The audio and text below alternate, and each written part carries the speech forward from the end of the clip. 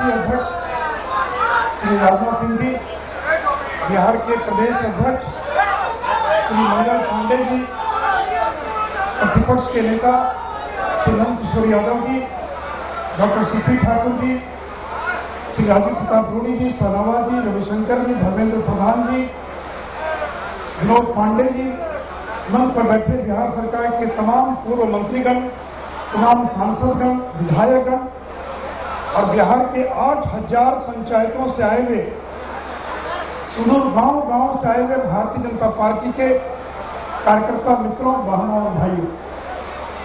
मित्रों, आज 23 तारीख है, आज रविवार का दिन है और ठीक आज से 7 दिन पूर्व 16 तारीख को भारतीय जनता पार्टी के मंत्रियों को बर्खास्त कर दिया गया।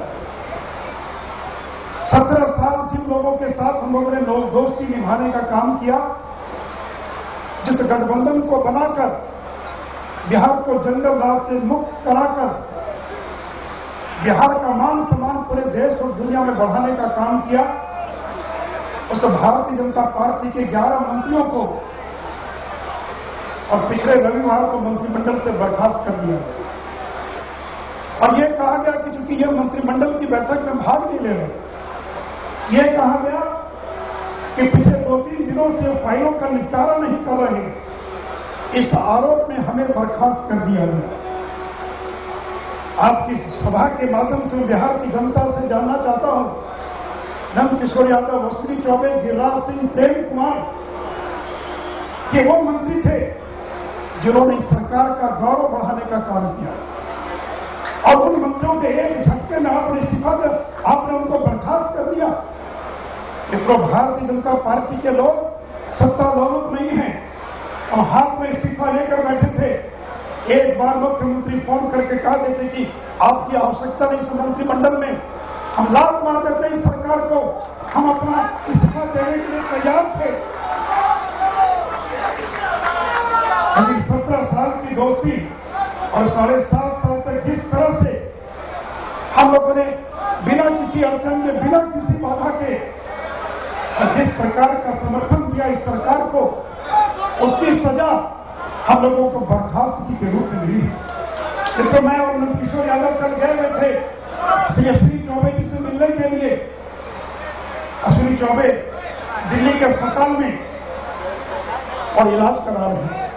उनके परिवार के 7 लोगों की मौत हो गई, उनकी साली, उनकी सरहद, उनके साड़ू, उनकी सरहद, उनके 3 बॉडीगार्ड, एक भतीजा और एक पंडित जिसको पूजा कराने ले 7 लोग केदारनाथ के मंदिर के अंदर मौत के काल में चले गए। और जिस समय अश्विनी कुमार चौबे जिंदगी और मौत से केदारनाथ के गर्भगृह में जूझ रहा था, मुख्यमंत्री जी आपने उस समय उनको बर्खास्त कर दिया। इतनी भी संवेदनशीलता नहीं थी कि जिस अश्विनी कुमार चौबे ने और जेपी के आंदोलन में और इसी फुलवारी की जेल में एक नई जिंदगी पाई थी, इतनी भी संवेदनशीलता नहीं थी कि कम से कम उनके आने का इंतजार करते, उनके परिजनों का दाह संस्कार होने का इंतजार करते, वो लौट आते। उनके लिए आपने दिल्ली पहुंचने पर गाड़ी का भी इंतजाम नहीं किया। एक पूर्व मंत्री, उसको टैक्सी करके अस्पताल जाना पड़ा। 17 साल की दोस्ती और 7.5 साल के गठबंधन का आपने ये सजा हम लोगों को दी है। कार्यकर्ता मित्रों, बहनों और भाइयों, बिहार की जनता कभी इसको माफ नहीं करेगी। बिहार की जनता दुखी है। कार्यकर्ता खुश हो सकते हैं, लेकिन बिहार की जनता दुखी है।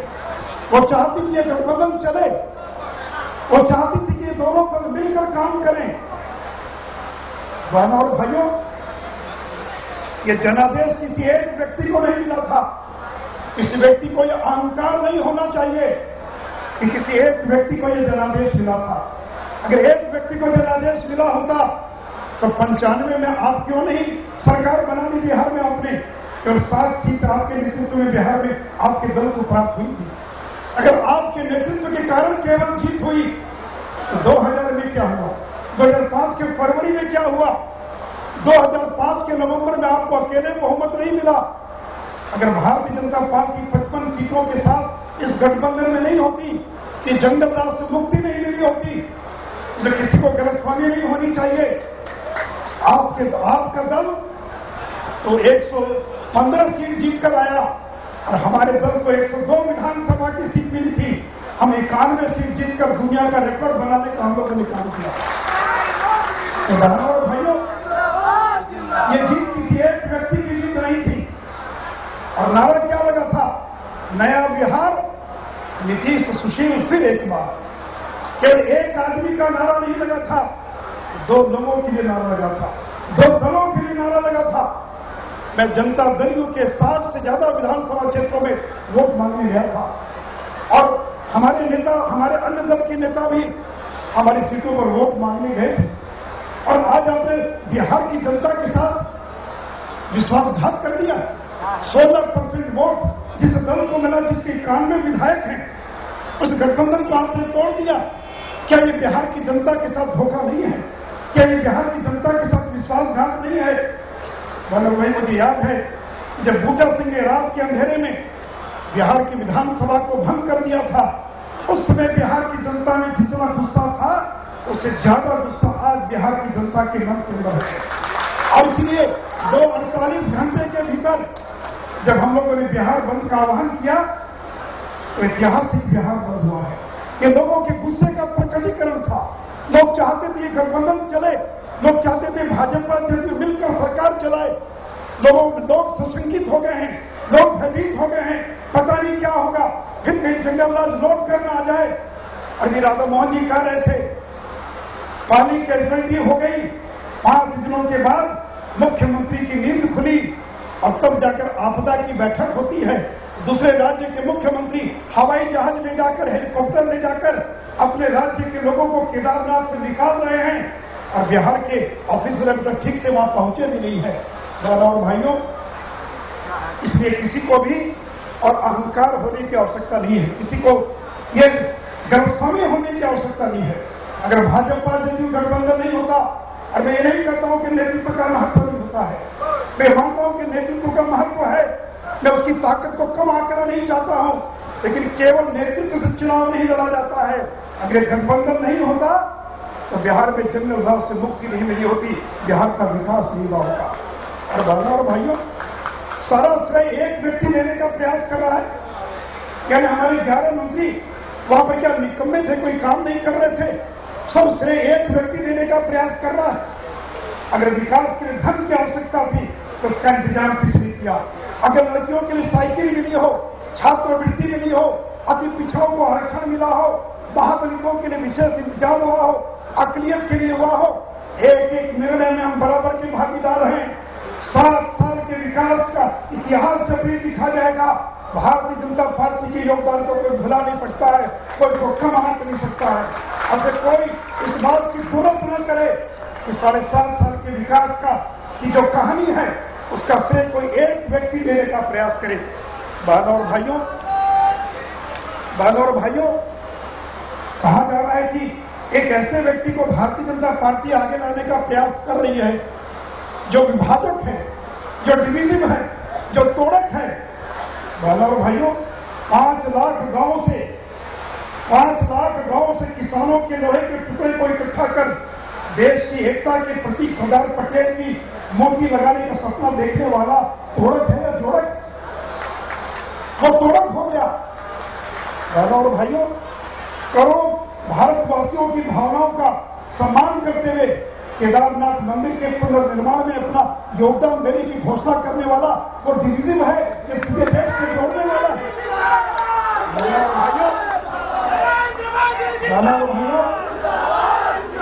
बहनों और भाइयों, हम जिस व्यक्ति को प्रधानमंत्री का उम्मीदवार बनाना चाहते हैं वो उत्तराखंड में घूम घूम कर केदारनाथ में मारे गए लोगों की सुध ले रहा है।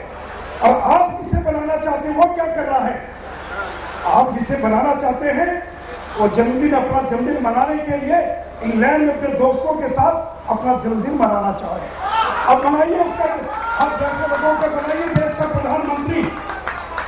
हम जिसे प्रधानमंत्री का हमारी पार्टी के लाखों कार्यकर्ता और देश की जनता जिसको प्रधानमंत्री का उम्मीदवार बनाना चाहती है, वो गरीबी में पला है। उसका बाप चाय की दुकान, चाय फुटपाथ पर चाय बेचने का काम करता था, और आप जिसको प्रधानमंत्री बनाना चाहते हैं, उसके बाप के कपड़े इंग्लैंड के अंदर धुलने के लिए जाया करते थे। अब आप तय कीजिए, देश की जनता तय करे कि देश की जनता क्या चाहती है। और बहनों और भाइयों, बीजेपी को किसी को कमजोर समझने की आवश्यकता नहीं है। ये उड़ीसा नहीं है कि जहां पर भारतीय जनता पार्टी और विश्वासघात किया गया, ये बिहार है। और इस मंच पर हर सामाजिक पृष्ठभूमि के एक एक नेता यहाँ बैठे हुए हैं। 91 विधायक और 12 लोकसभा की सीटों के साथ, और हमारे पास जिस प्रकार के नेताओं का समूह है, मैं आपसे केवल इतना ही कहना चाहूंगा कि बिहार में कोई भारतीय जनता पार्टी को कमजोर समझने की जरूरत न करे। और इसलिए आप सरकार कैसे चलाते हैं, हम इसकी परवाह नहीं करेंगे। हम इस सरकार को गिराने की कोशिश नहीं करेंगे। आप निर्दलीय और कांग्रेस के साथ मिलकर सरकार चलाइए, गूंगी बारी सरकार चलाइए, रोज समझौता कीजिए, रोज कॉम्प्रोमाइज करते रहिए। अरे कमजोर सरकार चलाइए, वो सरकार आपको मंजूर होगी। हम तो सरकार से बाहर आ गए।